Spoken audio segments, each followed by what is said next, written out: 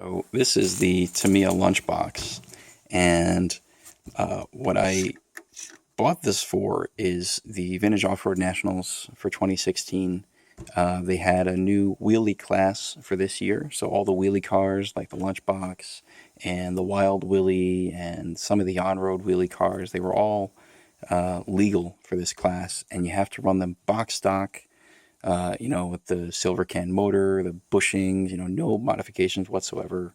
You can do, if you wanted to, you can do different things to the body here. So, I had a sick idea of just writing free candy on the side of the lunchbox.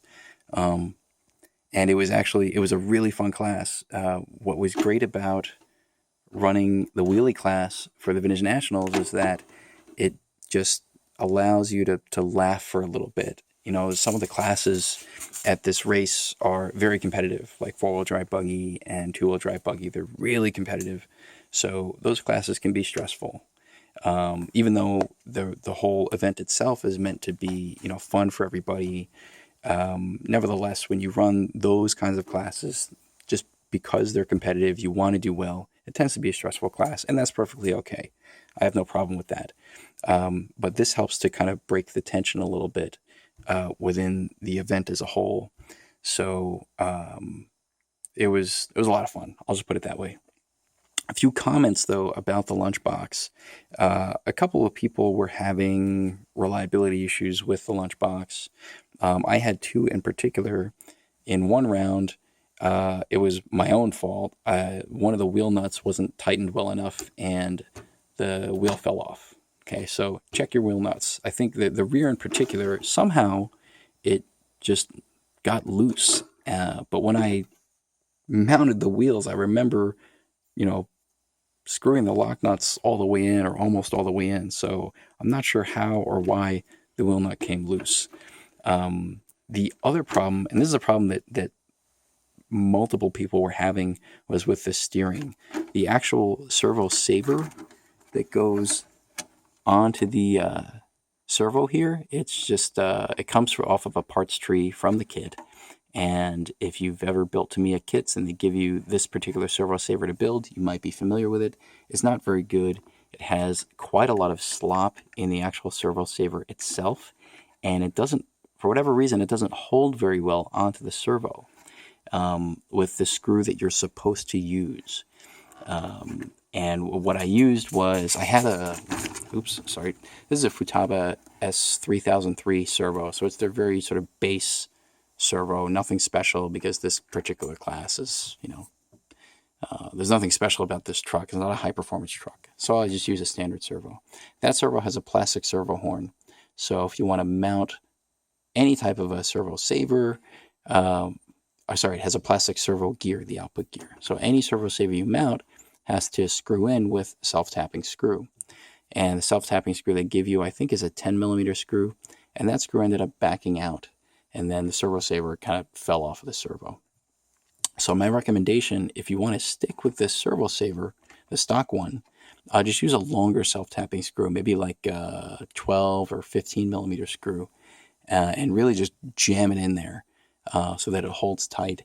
The 3003 servo is really cheap, so if you kill the servo, it's not a big deal. The other option, which is probably a much more intelligent option, is to just get a Kimbrough servo saver. I think it's a white servo saver that has a big horn on it, and it has on either side of that horn 2 holes. They also make servo savers they look a lot like the Tamiya ones, but it's a one-piece unit with an integrated spring.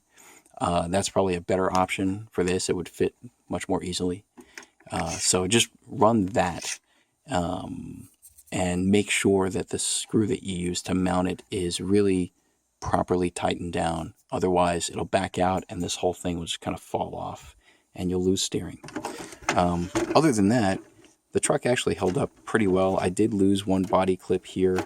The way the body mounts, you have these posts, 2 posts on either side, and they're these tiny little body clips that kind of clip down. Must have been one time that I flipped the truck, this clip just kind of popped off. So that kind of sucked, but those are not hard to replace. As for the driving itself, it is surprising to me actually how technical it was to drive this truck. If you're just playing around with it in the backyard, you won't really notice. You're just having fun. But if you're driving it on a racetrack against other trucks of the same type, other wheelie chassis, it's actually pretty technical. And it's interesting. So because the car is so slow, and because it wants to pull wheelies every time you get on the throttle, negotiating corners is tricky. The other problem with negotiating corners with trucks like this is it has an open gear diff. It's not fluid filled. And the steering on this is so loose and so sloppy that you have to approach corners differently. If you come into a corner and tap the brakes, the chassis is just going to spin out.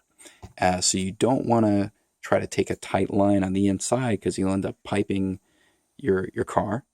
And the steering is so weak that you won't be able to get yourself off the pipe. You got to wait to be marshaled. So you have to come in really wide and then just kind of coast around the turn. And if you really need to, you tap the brakes just a little bit to get the car around. But most turns, you could just coast right through it. And then anytime there's a jump, the car's not fast enough to actually get air. So what you do is you just roll the jump and then you hit the throttle on the downside. And so for every single jump that you're going over, you're just timing your throttle application to make sure you're hitting the throttle on the downside for each one to get that little bit more speed on each lap. And it adds up over the course of a lap. So you can make up good time, right? So it was kind of a neat learning experience to just drive a slow car like this that handles very poorly in that kind of a way, like to actually try to drive it competitively. It was quite a lot of fun. And it was a big laugh. We were all having a great time on the driver's stand. So if you are going to the Vintage Nationals next year and you're considering running the wheelie class, I highly recommend it. Again, check your wheel nuts. Definitely check the servo saver. Those are the only things you should really have to worry about. And then the rest of it is just having fun with this class. It's a great class. So, and if you're a kid, if you're watching this video as a child, if you ever see a van that looks like this, run as fast as you can in the opposite direction and call the police. Okay, I just want to put that out there. Otherwise, thank you for watching.